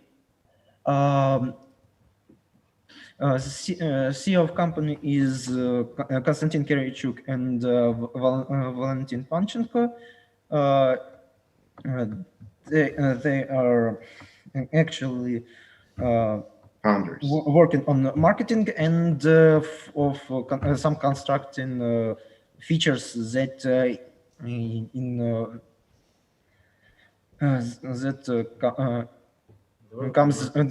develop our construction and develop actually whole electric scooter. And Rostislav Potopayev is our designer that designed this kind of form and this actually construct. And also we have a patent on on the model. Yes. All right. Thank you for the answers. Now, yeah. Thank you, Konstantin. Now let's move to other startup. Ilya, are you here? Ilya, can you start presenting Sunny? Do you see my screen? Yeah, we can see your screen. Yeah. Okay, I can start. Hi, my name is Ilya Kravchenko. I'm engineer and industrial designer and also CEO of Sunny Startup. Our product is a portable device that turns salt water into a powerful and non-harmless sanitizer. I think numbers and graphics are not needed to convince you how large and active the sanitizer market is today. And the main question is how our solution can attract users and push them to switch from classic antiseptics to Sunny. Besides styles, ergonomics, and innovation, Sunny has another very important advantage: the substance it's produced. Our active component is hypochlorite acid, or HOCl, is naturally a crossing chemical that's produced by our white blood cells to fight bacteria and viruses. It is 100% natural, does not dry skin, and does not cause any negative effects. It is approved by the US EAPA as a substance that kills COVID. Sunny, non-toxic to surface contact, safe for children and animals. All these facts make our product ideal for people who are not only concerned about protecting them from germs, but also want to preserve their skin. That's why we will start to offer our solution focusing on people with various skin problems, because this is a very large audience, solving the pain of which we can get loyal and satisfied customers. Also, an important comparative advantage is the lack of replacement cartridges, which means we can get the sanitizer anywhere, anytime. We can also say with full confidence that our product is waste-free and helps fight pollution caused by the pandemic. Today, we independently brought the product to a pre-production sample, created out of the necessary tests and prepared materials for entering the market. Our next steps: to attract investments and launch a crowdfunding company to test technology and product in the real hands of users. After analyzing the MVP, we will scale the technology and start offering business solution. And last but not least, this is our team. It consists of talented engineers and product designers with a lot of realized projects. We've been working together to create consumer products for over 3 years, and in Sunny, we combined all our skills and knowledge to create product that will help world more effectively fight viruses and bacteria. Thank you. Thank you, Ilya. Yeah, let's start with the questions. Can you tell us a little bit more about, what is unique about your product and why would someone want to use it relative to, I understand that normal sanitizers can hurt your skin, but assuming that, we're able to change that over time, that there will be additional sanitizers coming out that won't be so sensitive to skin, what are the other benefits that your product offers? One of the most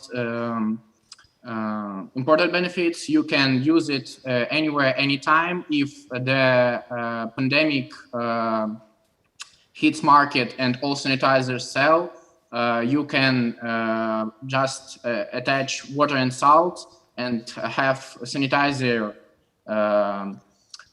Also, for people with skin diseases, it's helps our solution helps regenerate their skin. So it's not concurrent with simple hand sanitizer. Okay, thank you. What is your revenue generation model? Sorry, can you? What is your revenue generation model? Sell devices. Now our first step of plan, just test our technology and our solution, but then we plan make B2B product and sell a subscription for our devices. You don't need, businesses don't need to buy and store a lot of chemicals in, need to store a lot of chemicals. We just put device and make service. They pay only time. Per spray or per? For renting device, yeah. Okay. Cool, any other questions? No? I guess, so there are two sanitizer companies here today. What makes you better than Ayun? I think it's our active ingredient because iron makes a perfect solution, but they need two cartridges made from silver and plastic. It's not good for planets because produce silver and plastic not so eco-friendly. We more eco-friendly and our component more effective and more I don't know how to say it. Maybe it's all. All right. No problem. Thank you. All right. Thank you. Thank you, Ilya. Thank you so much.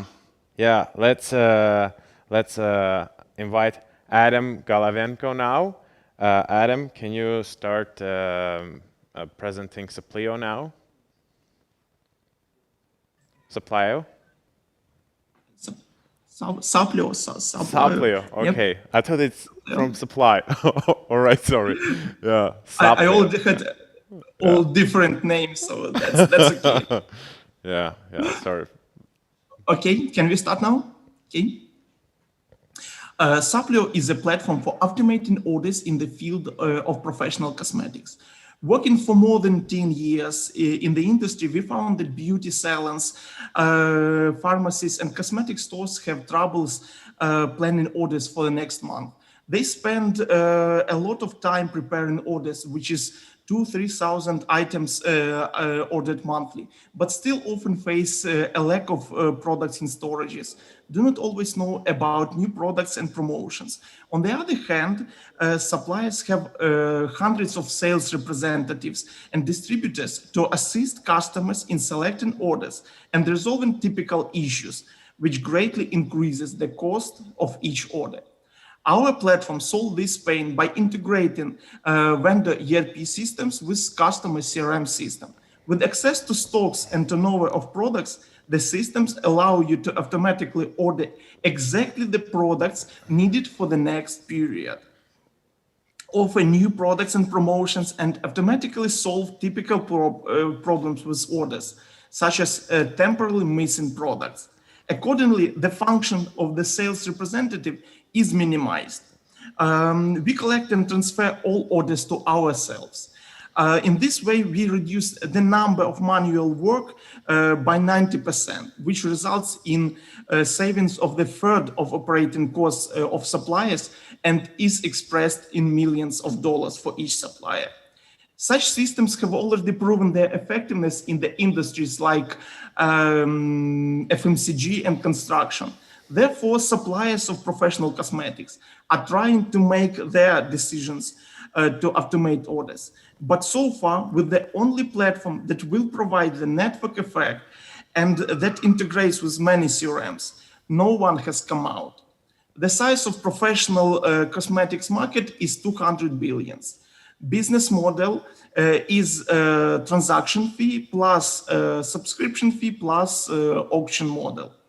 Saplio is not our first product, we have already developed and launched a Beauty Pro CRM, which has become an industry standard in beauty salons. Therefore, we have the necessary experience and expertise to bring Separator to the market. To date, we have conducted more than 20 in-depth interviews with Ukrainian and American suppliers, developed a prototype and launching a pilot project with market leader L'Oreal. In the next months, we plan to complete MVP and connect the first Ukrainian and American suppliers to the system. After that, with the proven unit economy and additional investments, we Adam, plan you're out of your time. Thank you. Yeah, let's start with the questions now. Can you talk a little bit about your relationship with L'Oreal and what does the partnership look like and what will you be doing with them globally? So we had a lot of meetings with L'Oreal. On that meetings, we found several pains they have with their orders, with their distributors, and so on. And along with feedback from other suppliers, we really changed the final idea of the system, how it should help suppliers to optimize their processes and according to orders. And L'Oreal is one of the first, or how to say, leaders, or maybe the first evangelists that push us to start the system, to make them happy with the system. So that's why, so our current position, what we agreed for current moment, we have a letter of intent. They are waiting until we make MVP, and they're eager to start working on the system, something like that. Thank you. Any other questions? Can you go back to the slide about your revenue models? There was something about subscription, and you charge like thousands for something. Sorry? Yeah, Yep. this one. So subscription fee, what is that? You see, according the system will consist of several parts. The first one will be automating the orders, so each order will be charged as a percent of all products in this order. It's about transaction fee, yes. All the things that belongs to marketplace, finding new clients, and so on, it will be charged as auction model, and that's good reasons for that. I can explain if needed. And subscription fee is access to analytics, to additional market data, something like typical product sales on the market, typical prices on the market, and so on. That is hard to charge as transaction fee or some other way. So we plan to charge it as subscription fee. But this analytics model will be not on in MVP, but will be on later stage. Great. Adam, do you believe this will stay a standalone business for a long time, or do you expect to be acquired at some point by one of your competitors or one of your suppliers? You see,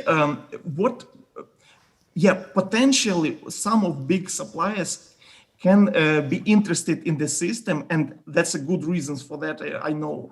But what we declare and what we recommend for our suppliers and so on, we plan to make the system as independent one.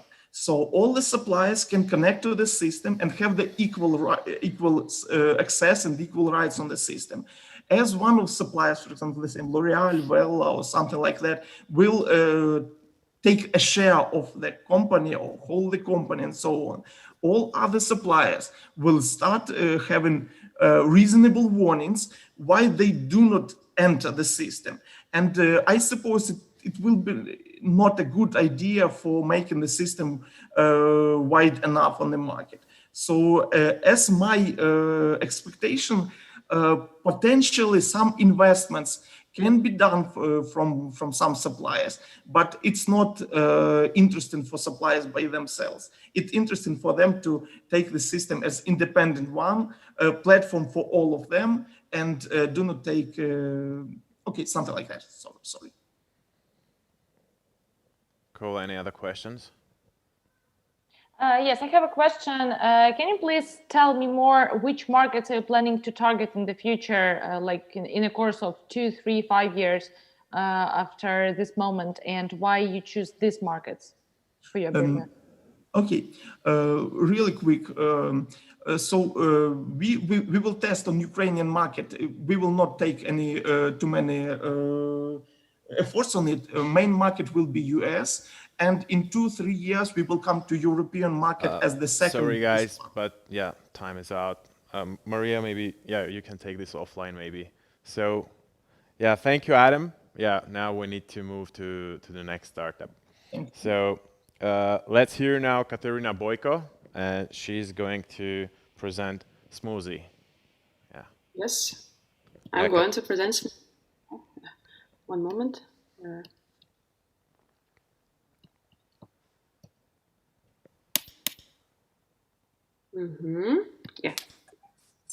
Yeah, we can see your screen now. Please go ahead. Okay. My speech is personal story. So my name is Kate, and I've been singing for 10 years and had more than 2,000 performances all over the world. But global lockdown changed the reality totally, and I couldn't find an easy instrument for making home music videos with my band. To replace the gigs, I got used. But I found my technical partner Yuri, and we created Smoothie. Smoothie is a mobile application for music video collaboration with your remote friends. And how does it work? So you sign in, and then you sing your song and you enjoy it. Then you send the link to your friends, and they add their parts. And together you enjoy the result and share in all your social media. The US market, actually it's our targeting market, and USA amateur musicians market as to 2017 research is $125 million. For us to achieve break-even point, it's, you see how it's just small piece of such pie. And our go-to-market strategy, we make our focus narrowly and start from singers in Austin, Texas. Why Texas? Because we got into the accelerator MediaTek venture in Austin and already start to articulate the go-to-market strategy with the relevant people there. And first, our step will be collaboration with the participants from the popular reality show RuPaul's Drag Race, and they can use our Smoothie to make video collaboration with their fans. Our business model B2C first is subscription and advertisement, and then B2B is partnership with the music equipment manufacturers. Our competitors, we have two main, actually it's Smoothie and Acapella, but our unique value proposition is video and audio post-processing. Our team, we are 6 passionate people inspired by the idea, and even 7, but yesterday Market Turner joined our team, and then I think we will be a very good team. Why now? Because global lockdown make a social shift, pushing many people to work together remotely, and the need for tools to optimize collaboration processes in different areas will remain. Why us? Because we have domain and technical expertise in our team, successful business experience, and we are all passionate team full of energy. Thank you, but I think I have some time, and better I will show you our Smoothie. Here is Smoothie. I already have some video there in our prototype, and I'm gonna show you how it works. It's our family. Just acoustic instruments.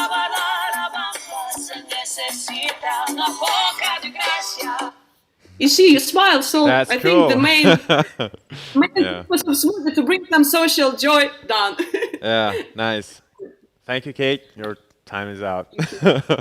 Yeah, thank you for the presentation. Now let's start with the questions. Marketing a B2C app right now is very expensive and difficult. How are you going to market it in a cost-effective way? B2C? B2C, yeah, it's very expensive. It takes a lot of money to get your product out there, and because there's a lot of noise, no pun intended, in the market. So how do you rise above the noise? Yeah, I mentioned that we participate now in a Mediatek Venture Accelerator, and we already speak and discuss the idea how to articulate better this go-to-market strategy. So we decided to start from Austin, Texas, and with the influencers from the show, so long name, I don't remember, with the show, RuPaul's Drag Race. And then we will reach out the influencer from that show, participants, and they will use our smoothie to collaborate with fans in social media, in Instagram, to collaborate some this. Thank you. You noted that the reason that you want to create this was because of COVID and the current environment we're in. If ideally, when things are more back to a new normal, do you see the market changing? I'm not sure. I think that this habit and needs in these tools to work together and to create together remotely will remain. But anyway, even before the lockdown, this acapella and Smule, our competitors, because we researched the market, were popular still. Cool. Any other questions? Can you talk about a little bit of your revenue generation? We don't have revenue generation now because we are on its prototype stage. What are your plans for the future in terms of that? Yeah, I'm like a visionary. I have my partner, he's integrator. So while I'm speaking with future customers, he calculate all the. So Yuri, are you here? Yes, I'm here. Hi, everybody. So for the B2C market, there are two ways. It's at basically that's freemium type of revenue generation. Advertisement for the people who use the application for free, and for premium features, would be a subscription. And this stream for the revenue generation with B2B integration, there is equipment which is dedicated to the amateur musicians.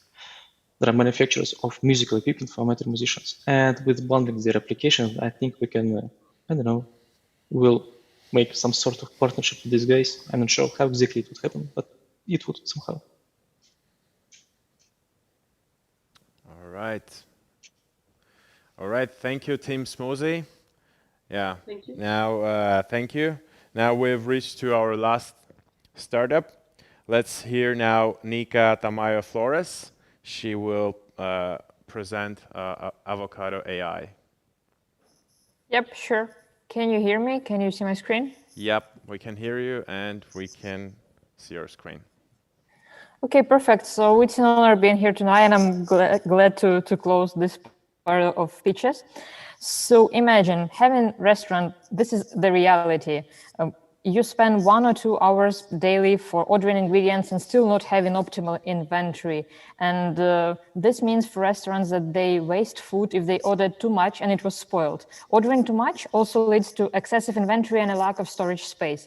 Restaurants also can lose sales because some ingredients were out of stock, which is quite the opposite. Eventually, they lose income in both of these scenarios. So here is what our clients are saying. They're saying that we're out of space, we have so many write-offs and so many food waste, and we have spending so much time in trying to make this optimal, so we're pretty much desperate. And we're here with Avocado AI to solve this problem, because we are a B2B SaaS that uses math models to forecast demand and control inventory and the supply chain processes in restaurant. And during our tests with our early adopters, we were proven to raise the profits of restaurant by 15% in optimizing inventory and reduce the time spent on ordering ingredients by 20% or even more than that. How exactly we can help? We decrease the lost sales volume, the food waste volume, and unneeded inventory. We release working capital, and we also save the time. How exactly is it working? We just connect Avocado AI to the accounting system of the restaurant, which transfers data from the point of sales terminals, and then we provide the analytics and recommendations. It is basically a plug and play solution. We use math, statistics, and we also have more than 15 years of experience in stock management across different industries under the hood. Why now? Because pandemic is the time when restaurants are in desperate need to optimize their businesses more than ever. Regarding the competition, most solutions are using simple algorithms that are based on expert opinion and manual input. There is only one similar solution to us. It's called Foodcast AI. They operate in Russia and US and charge from $149 per month, and we haven't heard from them for quite a lot of time, and we haven't seen any information regarding that, so we're not sure if they're alive at all. Currently, we're at the POC stage, and we're pretty much done with our features today. We already have our early adopters, and the biggest challenge for us is data transfer and sharing. So our next goal is to develop integration with one of the popular restaurant POC system, which is Poster, in the next 4 to 6 weeks. We managed to decrease the stock volume by more than 25% and increase profit by more than 15% for our early adopters. Here, we're looking for 4 things. First is raise money to finish MVP and start attracting clients, also advice, networking, and experience, and this is the first time we're presenting this. So here is our team. We have experience in process optimization, data science analytics, IT recruiting, and restaurant business. Here we are. Thank you so much for your time. Thank you. Yeah, your time is out for the pitch, but yeah, now we can start with the questions. Yeah. So you mentioned that you've got 3 or 4 beta clients, but that you still haven't perfected data transfer. So my question to you is, what are you doing with your beta clients if you're not able to transfer data?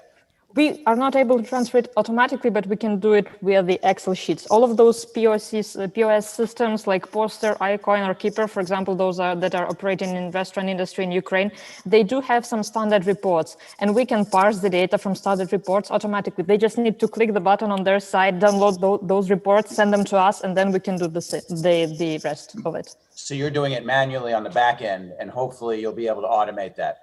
We are sure that we are able to automate that because there are APIs for all of those providers. We just need some time and money and developer to do the thing.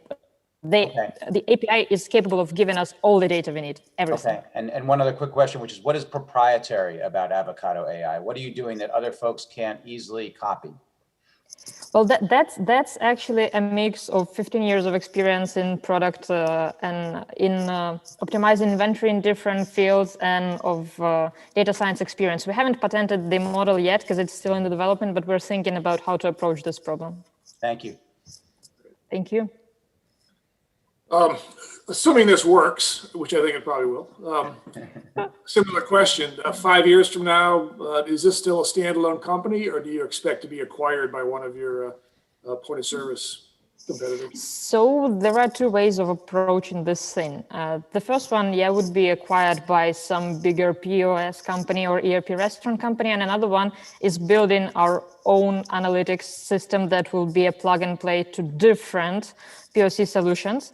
And as we are able to provide more than just the supply chain analytics, we were thinking that we can provide different kinds of analytics, like client analytics based on checks. As we're collecting a lot of data already, we can provide more different solutions with the menu optimization and all other different things. So for us, there are 2 ways that are still open. Cool. Any other questions? Thank you for the presentation and for the pitch. Can you please tell us more about your international expansion plans and which markets are you planning to enter in the future? Yeah, so in the future, we are planning to enter the Eastern Europe market, as it has pretty much similar problems like in Russia and in Georgia, and also maybe even move into Baltic states, as we already talked to some of the people like restaurant owners and people who are consultants for the restaurant industry in some of those countries, and they were moderately interested at least, and they were saying, okay, please show us how it works with the POS, because for now it's not, it's just POC, so we want to see the MVP, and then we can continue our discussion. Cool. Any other question here. What are your immediate plans in the next 3 to 4 months?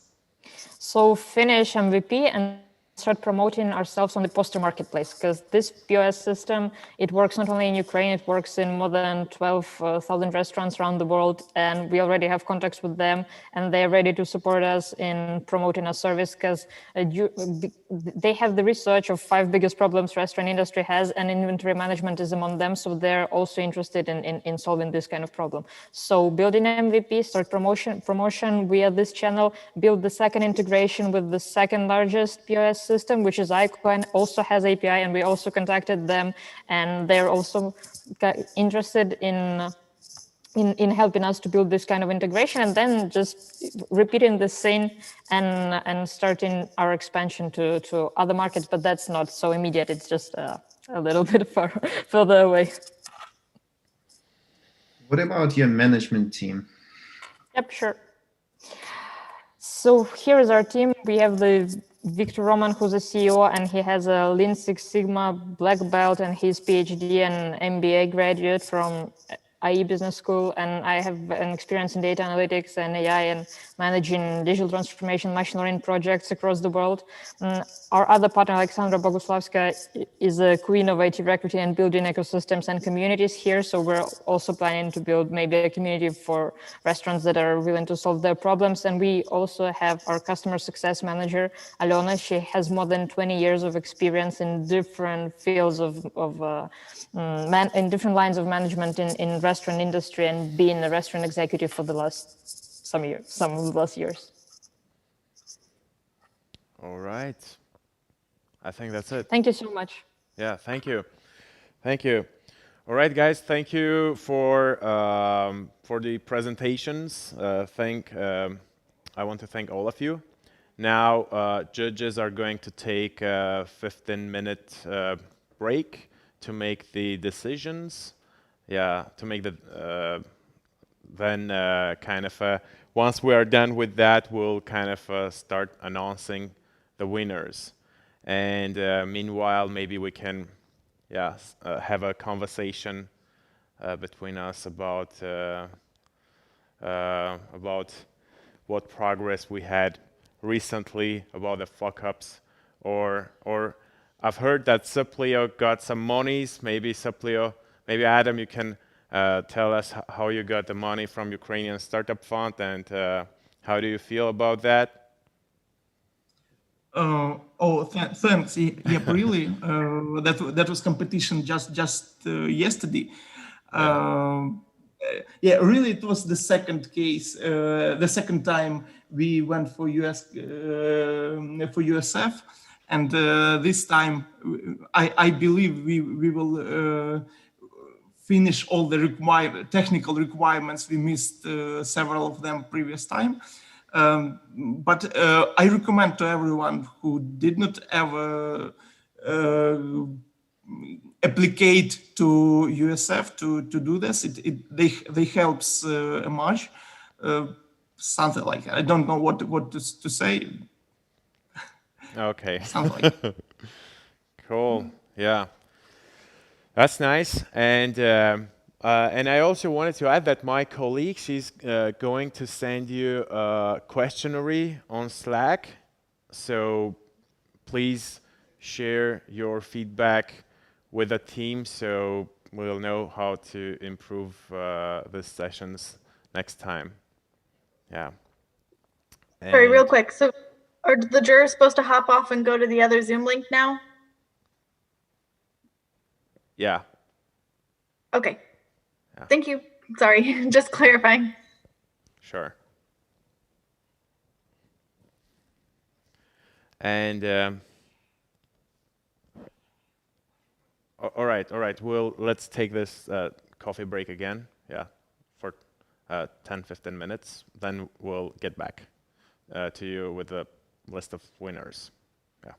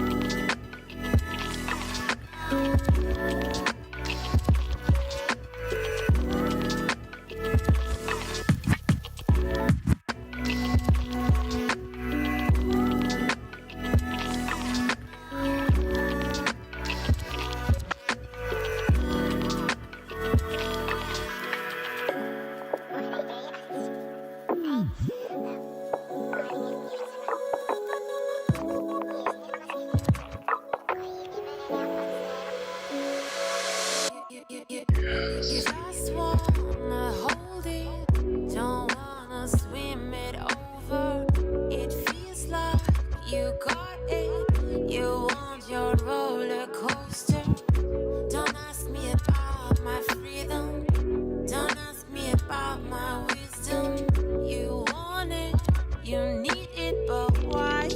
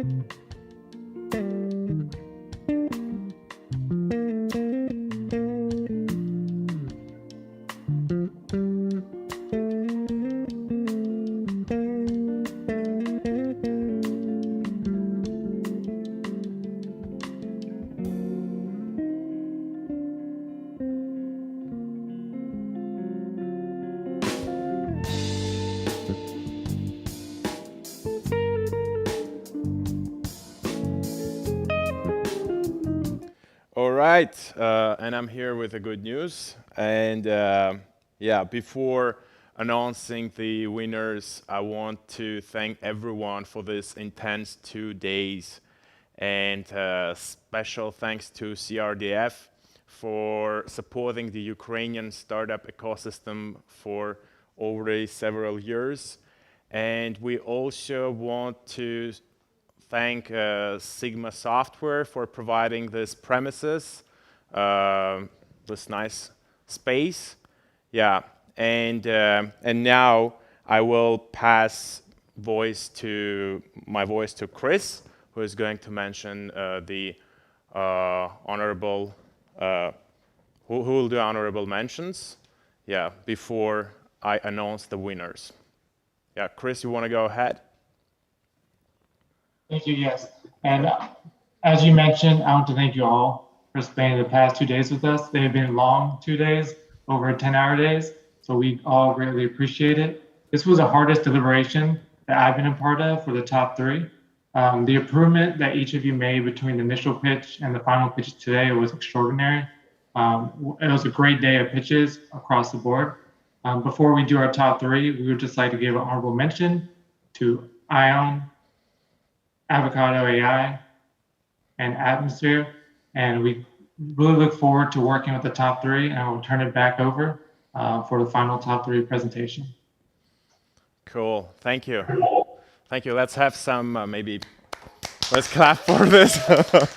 Yeah, for honorable mentions. Now, I will announce the company that won the 3rd spot. And Kate, it goes for you, Smoothie. Yeah, congratulations, Kate. Yeah, yeah. Yes. Yeah. Thank you. Yeah. Ooh. Wow. Yeah. Celebrate, good time. Come on. Yeah, and 2nd place goes to Bikeovery. Congrats. Yeah. Congrats to Bikeovery. Yeah. And the final 1st spot wins Agri-Eye. Congrats. Congrats, Agri-Eye. Yeah. Cool. All right. I would like to see smoothie excitement from every other startup. Yeah. So I hope you like these sessions. Yeah. And any words here about? Yeah. If you want to mention something else. Yeah. Just want to thank everyone and from Ukrainian Hub, from Ukrainian American Coordinating Council for participating in the bootcamp, as well as improving your skills, because it's the most important part of this game, that every time it's become better and better. So we really hope to see you next time and to participate in our next programs and next bootcamps, because every time you're improving, there's bigger chance that you will win the grant, as well as we'll go to Silicon Valley on our roadshow, I'm sorry, and we'll see you here in the United States, and I really hope to see each of you in the United States. So let's work together, let's work harder, and definitely we'll win it in the future. Thank you, Awesome. Mick. Thank you. And congratulations for organizing this. It's really Great job. I have been loving CRDF Global before. I love it even more right now, and now I love the Ukrainian Hub. So thanks a lot, guys. And now I want to show you the stuff that helped us to organize this session. Yeah, guys, come in. Come here. Yeah. Yeah, maybe another rounds of clapping. We don't see your face, Tamara.